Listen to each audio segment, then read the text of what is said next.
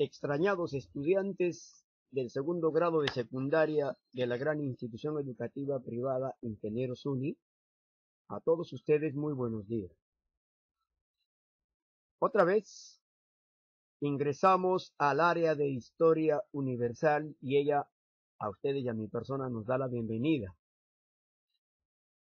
Estamos ya participando de la 19ª sesión de aprendizaje, 19 sesiones ya que estamos compartiendo con ustedes. Y hoy vamos a desarrollar el capítulo número 20 del libro, que corresponde al segundo grado de educación secundaria.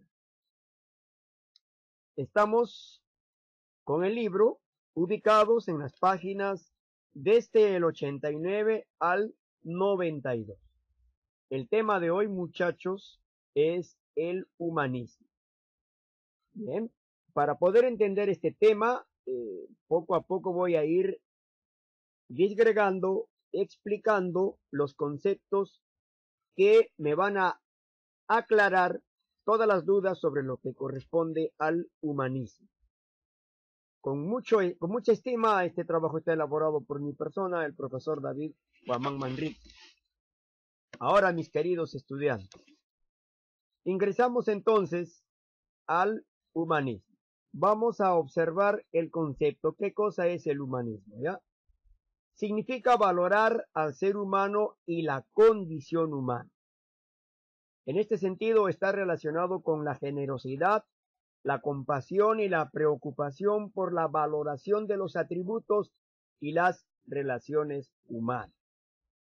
Por humanismo se conoce también al movimiento filosófico, intelectual y cultural. Es decir, aquí está el concepto. ¿Qué es el humanismo? Movimiento filosófico, intelectual y cultural que comenzó en Italia en el siglo XIV, con el Renacimiento y se extendió a través de Europa. Es decir, el humanismo va a surgir con el Renacimiento. ¿En dónde? En Italia. ¿En qué siglo? En el siglo XIV. Son datos que tenemos que perennizar en nuestra mente. Humanismo, movimiento filosófico, intelectual y cultural que partió o se ha creado en todo caso en Italia en el siglo XIV, juntamente con el Renacimiento, y se extendió a través de Europa rompiendo con el teocentrismo propio de la mentalidad católica medieval. ¿Qué quiere decir? El humanismo, mis queridos estudiantes, va a romper la existencia intocable del teocentrismo. ¿Qué quiere decir? Que el humanismo se va a enfrentar al teocentrismo. Y aquí explico esa rivalidad. Primero, ¿qué es el humanismo, muchachos? El humanismo, como dije, conocido también como antropocentrismo. ¿Ya? Al humanismo también se le llama como antropocentrismo. Antropo es ser humano y centrismo viene de la palabra centro, donde el ser humano es el centro de todo. ¿Ya? El humanismo, el ser humano es el centro de todo. Ya, eso quiere decir humanismo o antropocentrismo. Ya, muchachos. En ese sentido, mis queridos estudiantes, esto con respecto a lo que se llama el humanismo. Ya, ese es el humanismo entonces, queridos estudiantes. ¿A quién se opone? Se opone al, ya como ya dijimos, al teocentrismo. ¿Ve? Entonces, como hemos visto acá, en el concepto dice, se va rompiendo el teocentrismo, aquí está, ¿ve? A este teocentrismo va a romper el humanismo. ¿Y qué cosa es el teocentrismo, mis queridos estudiantes? El teocentrismo es un movimiento religioso donde el centro de todo es Dios y todo depende de este ser supremo.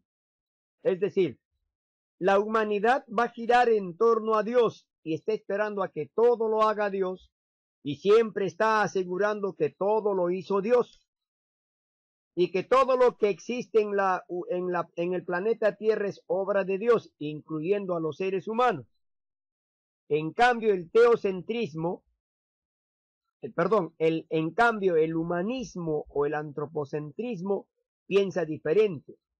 Ya no está aceptando de que Dios es el centro de todo, sino que todo lo que en la tierra hay, en gran parte el paisaje cultural que existe en la tierra, se debe gracias al ser humano, gracias a su inteligencia. Entonces, todo lo que hay en la tierra, excepto lo natural, porque hay que recordar que la obra de la naturaleza no lo ha hecho el hombre, pero todo lo demás existe gracias al ser humano. Y el ser humano es el centro de todo. Por eso se opone al teocentrismo, que aseguraba que todo era obra de Dios. ¿No? Pero también aquí hay compartido, obra de la naturaleza y obra del ser humano. Bueno, personalmente, yo solamente aseguro que todo lo que existe en el planeta Tierra y en el universo son obras naturales, y lo que hay en la Tierra, las ciudades, puentes, caminos, carreteras, los inventos, son obras del ser humano. Entonces, en ese sentido, el antropocentrismo se va a oponer al teocentrismo, muchachos. En ese panorama, vamos a ir entendiendo entonces, ¿qué cosa? Entendiendo al humanismo, ¿ya? Entonces, mis queridos estudiantes, vamos a trabajar entonces con el humanismo, ¿ya? Muy bien, muchachos. Pasamos entonces, ahora, ya entendiendo la rivalidad entre el humanismo y el teocentrismo, pasamos a ver qué cosa es, dónde se origina el humanismo, ¿ya? Es donde estamos con el humanismo. Entonces, muchachos, vamos a interpretar este humanismo. El origen del humanismo, muchachos. Dice, a mediados del siglo XIV, el ser humano cuestionó el teocentrismo para centrarse en sí mismo, o sea, en el humano mismo, ¿no? Y de esta forma nació el humanismo en Italia. Ahora, ¿en qué ciudad de Italia apareció el humanismo? En la ciudad de Florencia. Por eso aquí se considera a Florencia la cuna del humanismo. La ciudad italiana de Florencia es la cuna del humanismo. ¿Ya? Entonces, muchachos, vamos a interpretar esto de una vez por todas, muchachos. Ahora, como digo, la cuna del humanismo, ¿dónde es, mis queridos estudiantes? En la ciudad de Florencia, la cuna del humanismo. Ahora, ¿cuáles son las características del humanismo, muchachos? Ya sabemos dónde nació, ciudad de Florencia, en Italia, siglo XIV, oponiéndose al teocentrismo. Ahora dice, en el transcurso del siglo XIV al siglo XV, se pasa de una mentalidad basada en la fe, o sea, conocimiento revelado, todo lo que es, yo sueño, y mi sueño, según lo que se pensaba antes, era enviado por Dios. A través de mi sueño me revelaba lo que debía suceder después, ¿no? Esta mentalidad pasa a una nueva mentalidad basada en la razón. Ya no en los sueños, en la interpretación de sueños, que Dios me está dando todos los conocimientos, no, ya. Por el contrario, entonces, ahí, muchachos, vamos a darnos cuenta que el antropocentrismo va a dar mayor importancia a la razón, a la experiencia y a la observación. ¿Ya? O sea, primero se utiliza la razón. Ya, al usar la razón, la experiencia y la observación, ese es un conocimiento empírico. ¿Ya? El hombre se ve como un ser superior a toda la creación. O sea, es antropocentrismo, ¿no? Tiene la capacidad de pensar y comprender las cosas y por ello intenta imitar la obra del creador. En este caso se piensa que todo lo ha hecho ¿quién? Lo ha hecho Dios, ¿no? busca la perfección en todo lo que hace. Entonces ya el humanismo, muchachos, va a tener un carácter donde va a usar la razón, va a dar credibilidad a su experiencia y siempre va a usar la observación. ¿Ya? Tiempo en desarrollo. El humanismo, basado sobre todo en el pensamiento, la filosofía y la enseñanza, tomó como modelo y fuente de inspiración la antigua clásica la antigüedad clásica greco-latina. O sea, greco-latina estamos juntando Roma con Grecia, ¿ya? Los romanos son latinos, griegos, Grecia. Se junta el modelo de la antigüedad, es decir, el humanismo en los comienzos de la edad moderna va a retroceder un poquito hacia la edad antigua y va a tomar los modelos de la cultura griega y de la cultura romana, greco-romana. Ya, eso se le llama greco-latina, ¿ya? Su desarrollo tuvo lugar en el siglo XV y se expandió por Europa en el siglo XVI. La Academia Florentina. La Academia Platónica Florentina fue una institución humanista fundada en 1459 por el mecenas Cosme de Médicis. Al principio no fue sino un cenáculo de amigos para discutir temas literarios, o sea, donde se reunían unos amigos y discutían sobre temas literarios. Y no trascendió del grupo de eruditos ligados a la familia Médicis. Sin embargo, fue imitada en otras ciudades de Italia y posteriormente en todas las naciones de Europa. O sea, grupos de amigos que se reunían para discutir cierto tema dieron origen a la formación de la Academia Florentina, ya donde se discutía sobre la corriente filosófica del humanismo, ¿no?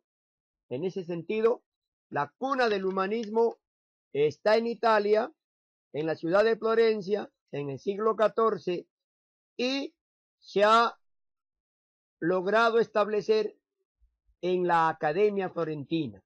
A partir de allí, en casi toda Europa se han formado varias academias donde se discutió el tema del humanismo. Ahora, muchachos, precursores del humanismo. Cuando se habla de precursores, mis queridos estudiantes, se habla de quienes prepararon el terreno para que aparezca el humanismo. O sea, fueron los que sembraron, echaron las semillitas para que posteriormente aparezca el humanismo. A eso se refiere cuando se habla de precursores del humanismo. ¿Ya? Personas que fueron germinando con sus ideas, dando a luz para que nazca el humanismo posteriormente. A ellos se les llama precursores del humanismo. Y vamos a ver quiénes son los precursores del humanismo. Tenemos a Lorenzo Valla, o si quiere pronunciarla como en español, Lorenzo Valla. Lorenzo Valla, que vivió entre el año 1407 y 1457, o sea, muchachito, no solamente vivió 50 años, fue un orador, filósofo y educador italiano de esta corriente. Es considerado pionero de la crítica filosófica e histórica. ¿Ya? O sea, con esta crítica filosófica e histórica, ya él iba criticando partes de la filosofía. Muchachos, ¿ustedes saben qué cosa es la filosofía? La filosofía es una ciencia, ¿ya? Es una ciencia del conocimiento. ¿Ya? O sea, todo trata sobre el conocimiento. Por ejemplo, ¿cuándo por primera vez el ser humano hizo filosofía? Cuando a su cerebrito lo hizo funcionar con preguntas antagónicas, con preguntas de dudas, donde se tenía que responder y demostrar cuál de todas las dudas era verdadera y cuál de ellas falsas. Por ejemplo, los antiguos griegos fueron los primeros filósofos, ¿no? Sócrates, Platón, Aristóteles. Por ejemplo, cuando se preguntaban ¿por qué existo? ¿De dónde vengo? ¿A dónde voy? ¿Por qué existe tal cosa? Eso ya es hacer filosofía, ¿no? Y a todas estas preguntas hay que ir respondiéndolas poco a poco, encontrando verdades. Entonces, eso es parte de la filosofía, ¿no? Demostrar las verdades que se plantean, es decir, se plantean hipótesis que son las dudas que el ser humano tiene al hacer filosofía, duda, y al plantear varias hipótesis tiene que demostrar de todas ellas cuál es verdad y cuáles son falsas. Al demostrar la verdad, está encontrando entonces la respuesta a sus dudas. Ese es el campo filosófico. Pero hay que recordar también, muchachos, que por ejemplo hay hechos abstractos y hechos concretos. Esto la filosofía me hace demostrar, ¿no? Por ejemplo, ¿qué cosa es un hecho abstracto?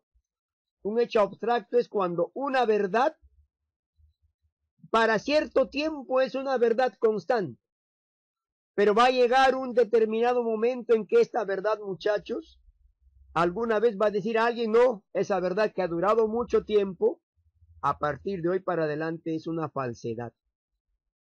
O sea, no dura mucho tiempo, toda la vida esta verdad, siempre está en tela de juicio y en investigación. Es una verdad abstracta. Por ejemplo, antes se pensaba, en la Edad Media se pensaba que la Tierra era el centro del sistema planetario solar. Pero no, ya no se llamaba solar, ¿no? El centro del sistema planetario terráqueo, en todo caso, porque la Tierra era el centro. Y el Sol giraba a su alrededor. Esa fue una verdad abstracta. Pasado mucho tiempo, entrando en la edad moderna, y en la edad moderna se demostró lo contrario. Aparece otra verdad. No, señores, el Sol es el centro del sistema planetario y por eso se llama sistema planetario solar. Es una verdad abstracta. Antes era verdad lo anterior y ahora lo anterior es falso y aparece uno nuevo. Sabe Dios que irá a aparecer más adelante, aunque para nuestro tiempo la ciencia ha avanzado enormemente, pero imagínense de aquí en 2 o 3 mil años, ¿qué podrá pasar? Tal vez el Sol no sea el centro de nuestro sistema planetario, quién sabe que pueda demostrarse posteriormente. Esto es una verdad abstracta. En cambio, una verdad concreta, y es, por ejemplo, algunas operaciones matemáticas ya son concretas. Ya. 2 más 2, ¿cuánto es? 4. Así pasen 10 millones de años, 2 más 2 será 4. Entonces el 2 más 2 igual a 4 es una verdad concreta. No va a variar con el correr del tiempo. ¿Vieron, muchachos? Hay leyes físicas, en algunos casos leyes físicas, leyes químicas, que sí podrían variar. Pero en su mayoría, no, en su mayoría, los conocimientos matemáticos, físicos y químicos ya son conocimientos concretos. ¿No? Conocimientos concretos. Probablemente en un 10% serán conocimientos abstractos, que hoy es una verdad y posteriormente puede ser una falsedad. Bien, muchachos, a eso entonces se refiere la filosofía, ¿ya? Por ejemplo, se decía, ¿todo lo hizo Dios? No. También Dios, o sea, algunos filósofos decían, no, Dios ha hecho algunas cosas y el hombre otro tanto. Pero en este caso, en realidad, todo funciona en base al hombre. Y los seres humanos son el centro de todo. Eso es precursor del humanismo. Otro precursor, Francesco Petrarca, vivió entre el año 1304 y 1374, por lo menos vivió 70 años. Importante escritor de la corriente humanista, autor de varios poemas referentes al movimiento. Su obra, África, Cancionero y Poemas a Laura. Francesco Petrarca es considerado el padre del humanismo, ¿ya? ¿Quién es el padre del humanismo? Francesco Petrarca. Dante Alighieri o Alighieri. ¿Quién es o quién fue Dante Alighieri? Vivió entre los años 1265 y 1321. Gran poeta italiano para este movimiento, autor de la Divina Comedia, su obra más famosa.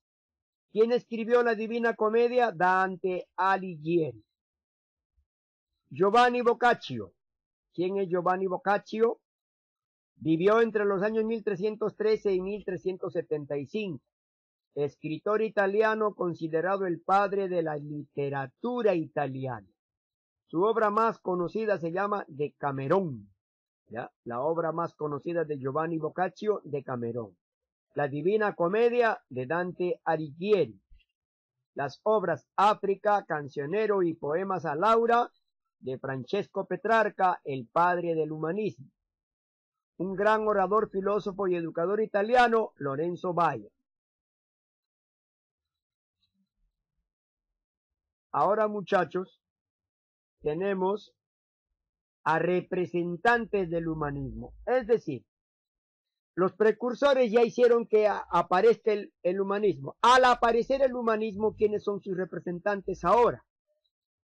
En Italia tenemos al primer representante llamado Leonardo Bruni, que vivió entre 1369 y 1444. Escritor, historiador, traductor y pensador italiano. Se erigió como un importante humanista. Entre sus obras más destacadas se encuentra su Historia Florentini Populi,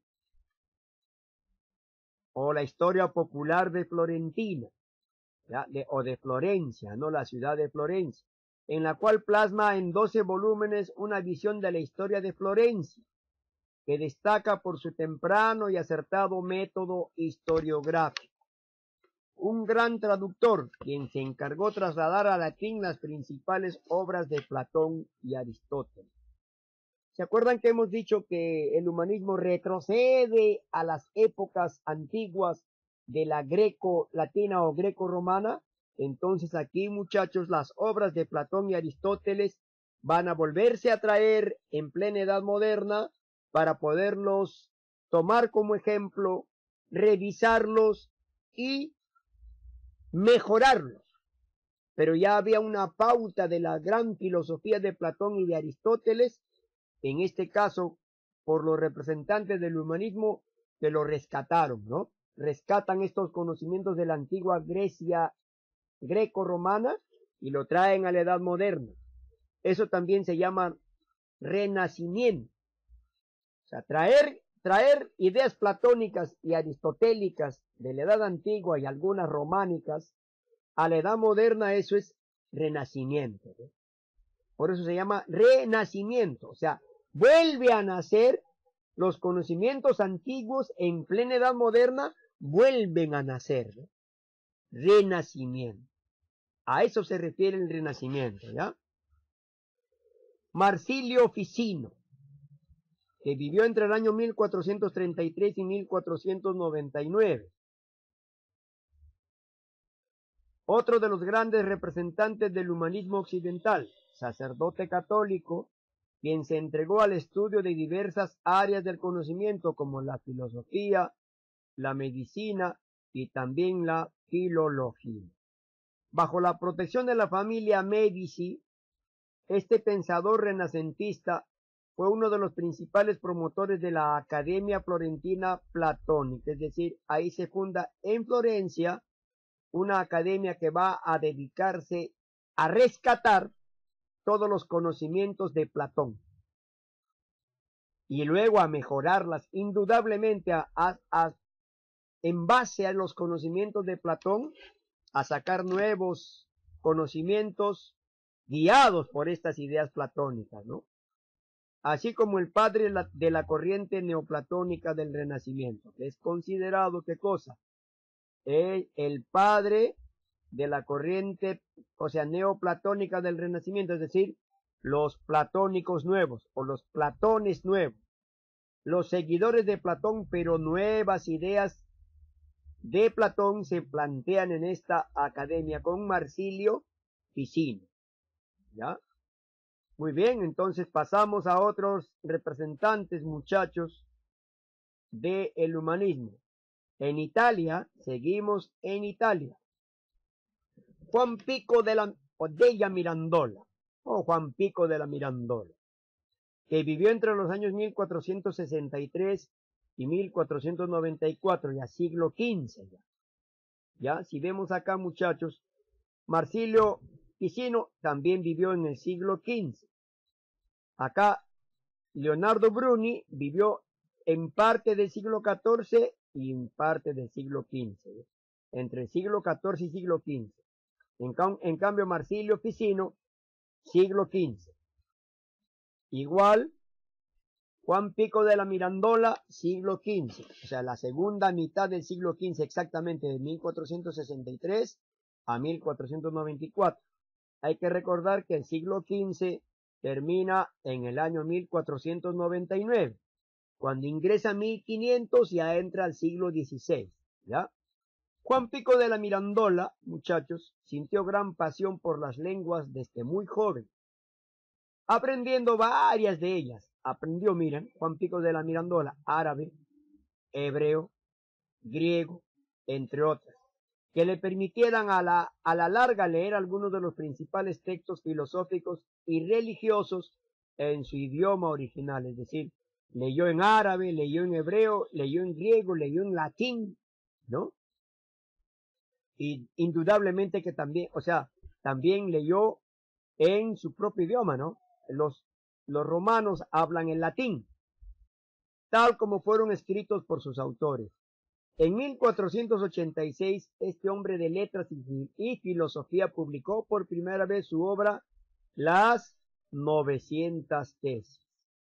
Ya Juan Pico de la Mirandola escribió la obra Las 900 tesis, llamada así por recoger 900 distintas proposiciones provenientes de distintas culturas y países sobre la filosofía, la cabalística y la teología, y con las cuales Juan Pico de la Mirandola trataba de demostrar que el cristianismo era la síntesis en donde confluían todas las tradiciones.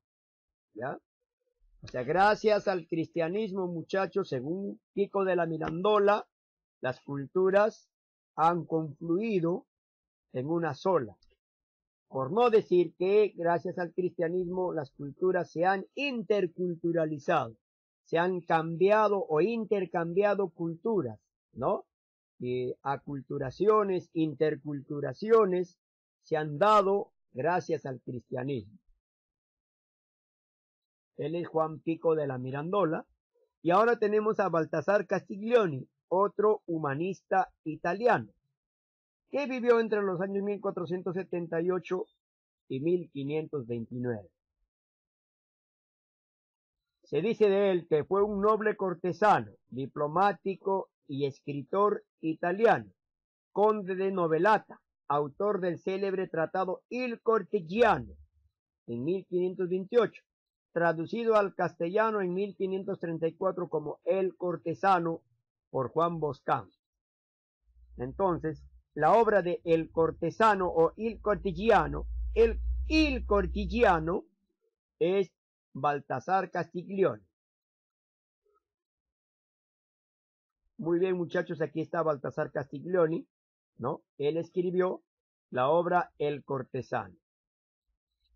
Ahora, Nicolás Maquiavelo, un diplomático, funcionario, filósofo político y escritor italiano, otra vez italiano. ¿Ya? Por eso se dice que Italia fue la cuna del humanismo. Considerado padre de la ciencia política moderna. ¿Quién es el padre de la ciencia política moderna? Nicolás Maquiavelo. Ahora, fue asimismo una figura relevante del Renacimiento italiano, humanista y renacentista al mismo tiempo. En 1513 escribió su tratado de doctrina política titulado El Príncipe. ¿Quién escribió la obra El Príncipe? Nicolás Maquiavelo. Póstumamente publicado en Roma en 1531, es decir, después de que él haya muerto. Póstumo quiere decir, yo morí en el año 1527, ¿ve? Pero mi obra fue publicada recién en 1531, póstumamente publicado, por eso. Su obra se publicó después de que Nicolás Maquiavelo haya muerto. Ahora, a este filósofo político y escritor italiano se le relaciona con ideas muy fuertes, llevado a una especie de tiranía, al despotismo, al abuso, a la explotación, hasta llevado a el pensamiento de la venganza a través de la muerte, ¿no? Es decir, por ejemplo, Nicolás Maquiavelo, muchachos, fue el hombre que propuso a los reyes: oye, rey, castiga, oprime. Castigando y oprimiendo a la población vas a poder gobernar y nadie se va a poner contra ti. O en otras palabras, olvídate de la ley. O rey que respeta la ley, rey que no tiene autoridad. Rey que no respeta la ley, rey que se llena de poder. Reyes, no respeten la ley, gobiernen bajo su propia palabra. Esto era lo que proponía en cierta forma Nicolás Maquiavelo en su obra El Príncipe. Por eso es que cuando alguien dice, por ejemplo, oye, compadrito, vamos a vengarnos, o vamos a sacarle la mugre a ese pata para que no se nos revele, vamos a chancarlo porque se nos está ofendiendo, para que nos deje de ofender hay que chancarlo. Se dice que estamos maquiavelizando, o ese tiene ideas maquiavélicas, compadre. ¿Por qué? Porque Maquiavelo proponía eso, ¿no? Oye, rey, sácale la mugre a la población para que la población no se te rebele y para que tu autoridad sea intocable. Genera miedo, genera terror y vas a ver cómo el pueblo se te pone de rodillas a ti. Esa era la idea de Maquiavelo, Nicolás Maquiavelo. Hoy, a pesar de todo esto, humanista, filósofo y renacentista. Si acá vemos, Nicolás Maquiavelo vivió parte del siglo XV y parte del siglo XVI. ¿Ya? Ahora, representantes del humanismo en Países Bajos, Holanda o Netherlands, ¿no? Tenemos a Erasmo de Rotterdam. Rotterdam es una ciudad holandesa, ahí nació Erasmo y se hizo llamar por eso, por su ciudad natal, Erasmo nacido en Rotterdam. Él vivió también igual, vivió y existió en parte del siglo XV y parte de comienzos del siglo XVI, cuarta parte del siglo XVI, ¿no? Ahora, Erasmo de Rotterdam fue filósofo, filólogo y teólogo neerlandés, o sea, Netherland es Holanda, holandés, ¿ya? Neerlandés es holandés, ¿ya? Quien planteó la necesidad de liberar a la Iglesia Católica de la rigidez impuesta por la vida clerical, así como la decisión de los devotos de entregarse a sacrificios y prácticas que este pensador creía se encontraban totalmente ajenas a la libertad y el amor que debía significar vivir en Dios. Su obra principal, el elogio a la locura, ¿ya? ¿Quién escribió Elogio a la locura? Erasmo de Rotterdam. ¿Dónde nació Erasmo de Rotterdam? Erasmo de Rotterdam nació en Holanda, ¿ya? ¿Qué escribió en el Elogio a la locura? Criticó las guerras, ¿ve? Criticó las guerras, criticó la avaricia, criticó la intransigencia, criticó la incultura y los defectos de la iglesia. Entonces, de todos los humanistas, de frente, el que criticó sin aspavientos, el que criticó sin temor a la iglesia, que era en la Edad Media, ¿quién se iba a meter con la iglesia? Nadie. Pero Erasmo de Rotterdam lo hizo. En su obra Elogio a la locura, criticó todos los defectos de la iglesia. Entonces, muchachos, de todos los representantes del humanismo, el que criticó abiertamente todos los defectos de la iglesia fue Erasmo de Rotterdam. Si no hemos hecho esta clase, ¿se acuerdan que la iglesia ha cometido muchos atropellos durante la Edad Media? La Santa Inquisición, castigos a todos los que se oponían a la Iglesia Católica, los perseguían, los torturaban e inclusive los inducían a la muerte, ¿no? Cobraban las santas indulgencias, cobraban para ocupar cargos eclesiásticos, santas indulgencias. Estos curas que entraban a ser curas pagando, también cobraban por pecados, para perdonar pecados, cobraban, ¿no? Entonces todo esto criticó Erasmo de Rotterdam. ¿Y dónde nació Erasmo de Rotterdam? En Holanda. Ahora, muchachos, tenemos a representantes en Inglaterra. ¿Quiénes fueron los representantes en Inglaterra, mis queridos estudiantes? Tenemos a Tomás Moro, ¿ya? Tomás Moro nació en el año 1475, finales del siglo XV, y murió en el año 1535. Primera cuarta parte del siglo XVI. Ahora, ¿por qué sobresale Tomás Moro? Dice, Inglaterra se inscribe también en el humanismo de mano del escritor, teólogo, filósofo y traductor Tomás Moro, distinguido igualmente por ser el autor de la obra Utopía, ¿ya? En la cual Moro plasma su visión sobre el ideal de una patria de convivencia, en donde la sociedad responde a sentimientos de solidaridad, responsabilidad, que les permite generar un clima de paz, tranquilidad y felicidad. ¿Por qué lo llamó utopía? Porque todo lo utópico, queridos estudiantes, hoy en día no se logra alcanzar. Suponiendo ustedes son de segundo grado de secundaria, ¿no? Por ejemplo, usted dice, papi, quiero que tú seas millonario, papá. Y tu papá te dirá, hijo mío, eso es una utopía. Sueña con que yo sea millonario, solo en sueño podrás verme millonario. Pero en la realidad, hijo, jamás yo lograré ser millonario. Es una utopía. Un sueño que no se va a cristalizar, ¿no?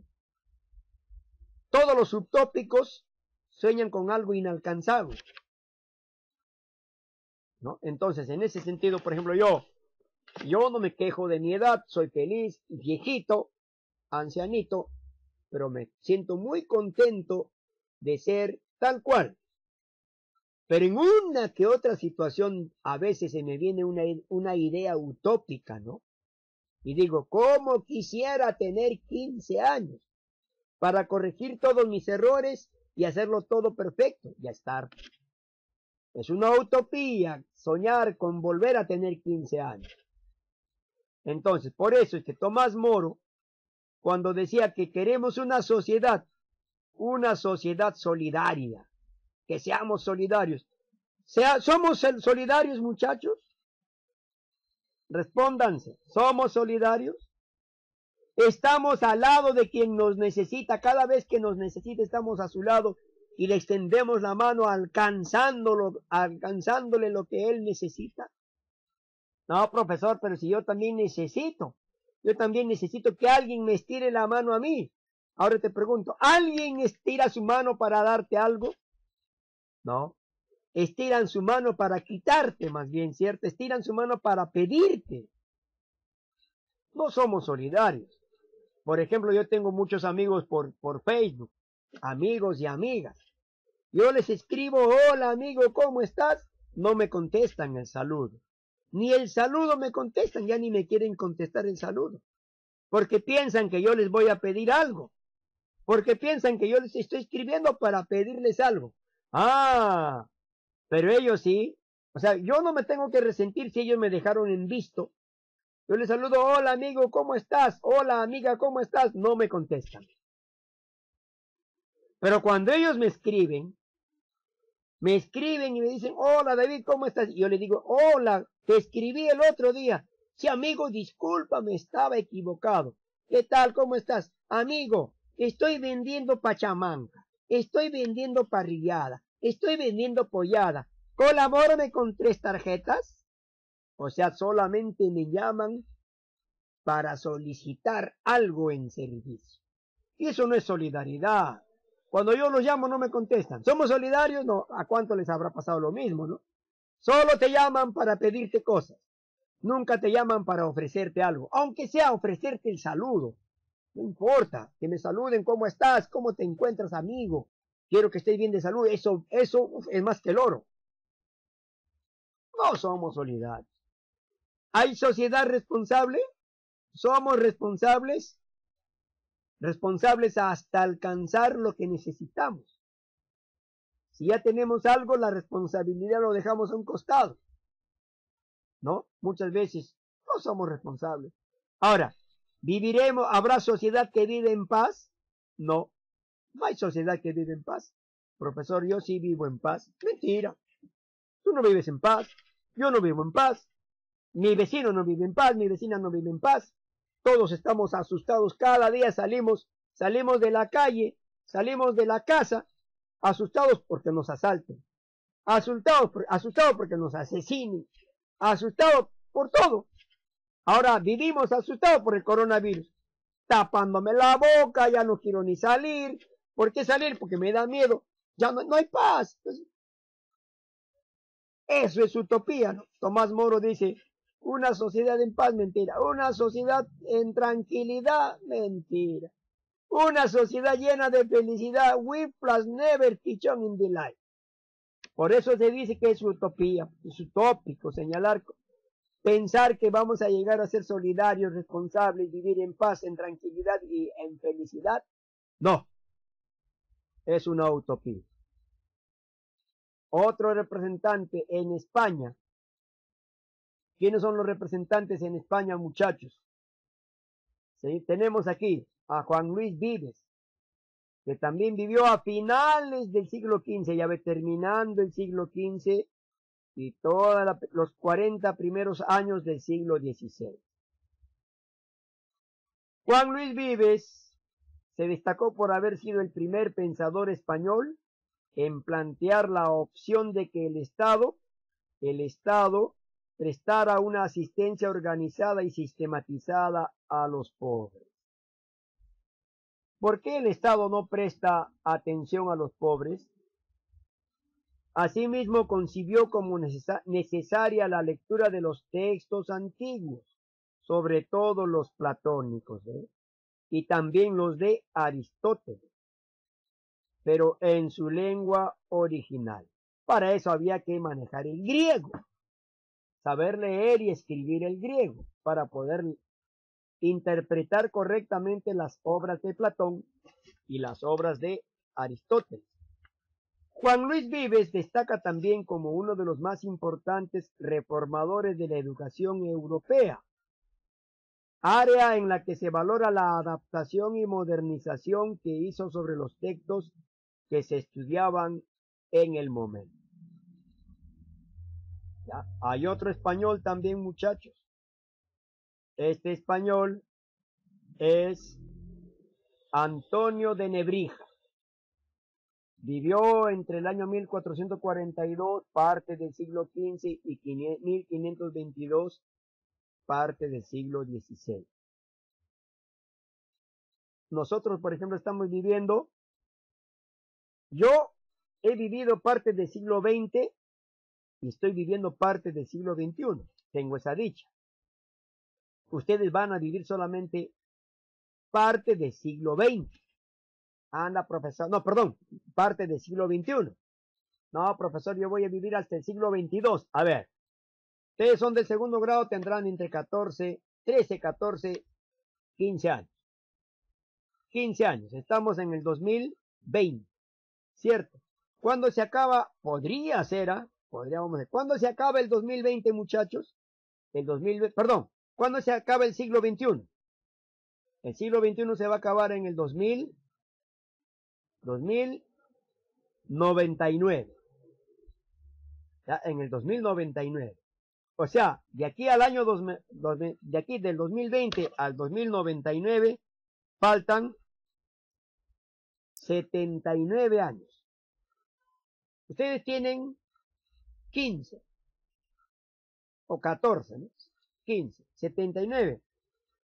15 más 79 serían 89, 94 años. Puede ser, muchachos. Pueden alcanzar viviendo si se alimentan bien, si se cuidan del coronavirus, si hacen ejercicios, si cuidan su dentadura, se lavan la boquita diario, cuiden el molino que ustedes tienen en la boca es fundamental para mantenerse bien de salud y lávense todos los días los dientes. Si se cuidan perfectamente pueden llegar a ingresar al siglo XXII. O sea, vivir todo el siglo XXI y entrar al siglo XXII. Con mucho cuidado, con mucha higiene, buena alimentación, de lo que sus padres les dan, ¿no? O sea, no dejar siempre de comer. Y además, muchachos, si llegan a ser buenos profesionales, aseguran ese futuro. Llegando a ser buenos profesionales van a poder vivir, ingresar a llegar al siglo XXII. Y ese es mi sueño. Ojalá que no sea una utopía, que esto sí sea una verdad concreta, que lleguen a ingresar al siglo XXI, muchachos. Antonio de Nebrija, español él, su nombre real era Antonio Martínez de Calay.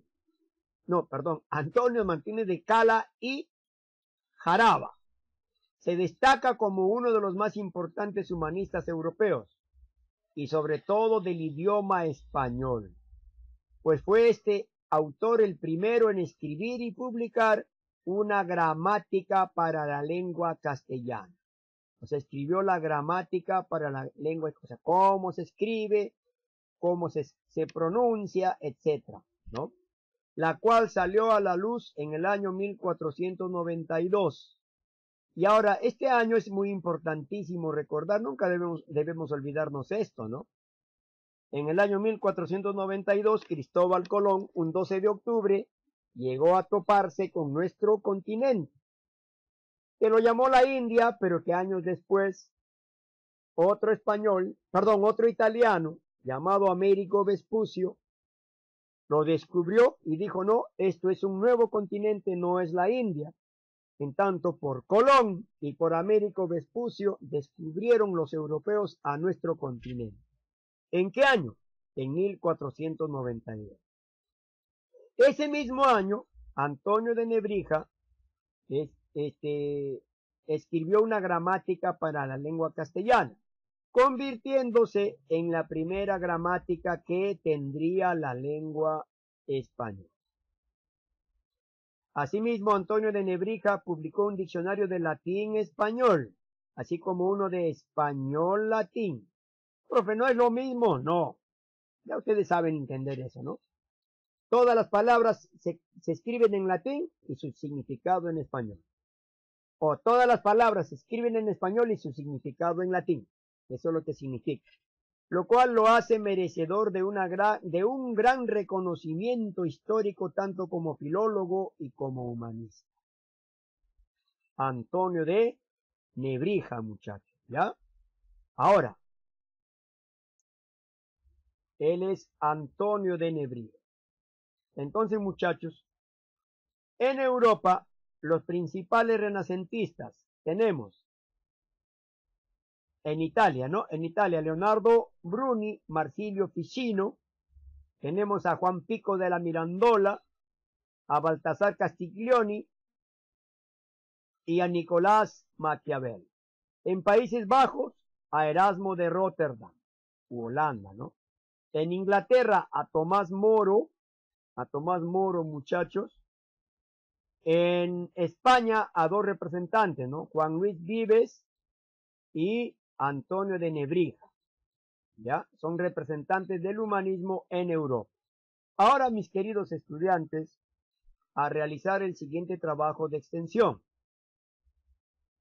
Al término de observar el video, deben transcribir al cuaderno los mapas conceptuales que estén en Word ya desarrollados. O sea, voy a enviarles en la plataforma lo que deben de transcribir al cuadernito ya desarrollado. Le toman foto y lo envían a mi WhatsApp personal el próximo lunes 7 de septiembre de 9 a 9:30 de la mañana. ¿Entendido? Quiero pedirles un servicio.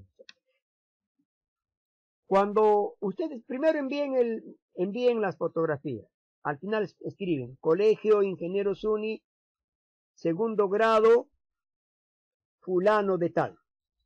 Ya, así me van a facilitar poder ubicar con facilidad de qué sección es, de qué colegio y a quién pertenece el trabajito.